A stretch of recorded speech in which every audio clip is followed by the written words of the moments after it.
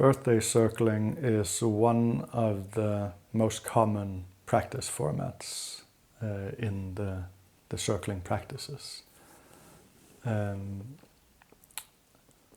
It's a quite simple format, but it's also really, like, it holds such a potential for depth and for really meeting in intimacy. And the setup is quite easy. It's like one person gets to have the attention of a group for a certain amount of time, typically like 20 minutes to an hour. And what they do while they are in this role of getting the attention is simply to notice what is going on for them from moment to moment, and to the extent that they want to reveal that to the group. So it's like the question we often return to in many different circling practices is, what is it like to be you right now? So they're in an exploration of their own happening with a group that is with them. And the role of the group is just that. It's like to be with them in their world, is what we often say. And the way the group will do that is to listen as deeply as they can. So like really inquire into the experience of the person being circled. So it's like, what's happening now? Or like it seems like you're collapsing a little bit in your body. Is that true in your experience as well?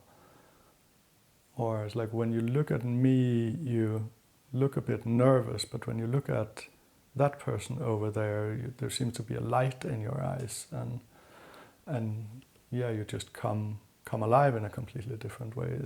Does that match your experience? It's like just revealing what we see in the person, asking about the things they're saying. So it's like, oh, you say that you feel really nervous and you don't like being in this role. What's it like? Or like, what is it you don't like about it? So just supporting them in seeing more of their own experience, and supporting ourselves in getting to see what's actually there. The other side of it is to show up with them. So like, if one part is listening, the other is, oh, like when I am with you right now, I notice that I want to move closer, but I feel a bit afraid of it. It's like I really want to support you somehow, but I don't know how I can do that. And it can also be like, I notice distance in me when you say that. I feel a bit unengaged. What's that like for you to hear? So it's like there's a constant interaction between the group and the person being circled, where we show up with each other in the present moment, but we do it in service of the person being circled, in service of them and us seeing more of their experience as it's happening. And I find that it's such a route for intimacy to do this practice.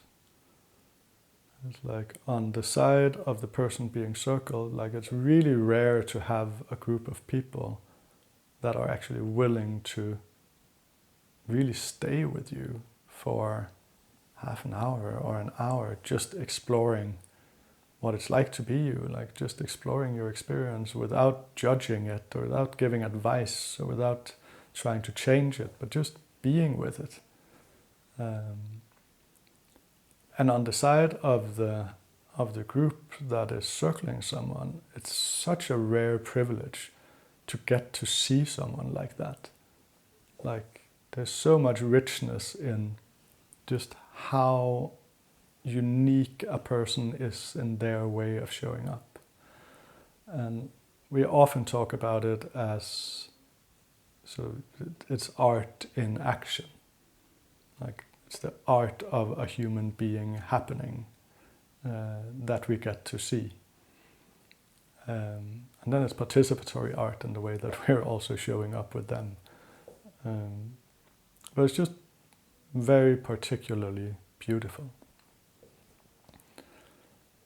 And birthday circling is something you can get trained in leading, and it's quite a process. And there's a lot of subtlety to leading birthday circles and doing it well, and like not putting judgments on the person being circled, not trying to change them during the circle, and so on and so forth. Like it's not an easy practice to lead, and yet it's also quite simple. It is something you can do at home with a group of friends. Just bear in mind that part of the context is that, we're trying something out that might be a bit tricky, or we might get a little bit in trouble in some ways, and there's an openness to that. So definitely, if you feel inspired, like try it at home. Find 4 more people and take a few hours to sit down and try it out. And trying it out would simply mean that you pick someone to lead the circle. So their role is to sort of hold the frame, hold the time, introduce the circle, set a bit of context for it, maybe lead a meditation, and then ending the circle also. And then pick someone that wants to be circled, and then try it out. The trickiest part, as I see it, when leading a circle, and that can be like leading as the leader, but it's also the whole group that is circling someone, is to really trust that you are welcome. Like that your experience is welcome. So it's not about the person being circled having to have a particular experience that you're responsible for. It's more like you invite the person that you're circling into more presence by being present yourself. You invite them into deeper intimacy with themselves by being more intimate with yourself. It's like so the more you can show up truthfully, the more love you can bring into the circle. The more truth and the more love there will be in the circle, the more truth and love they will feel invited into. And that's not necessarily easy to do, but that is why we practice this. It's to actually find ways of being with each other in more loving, open, listening, boundaried ways.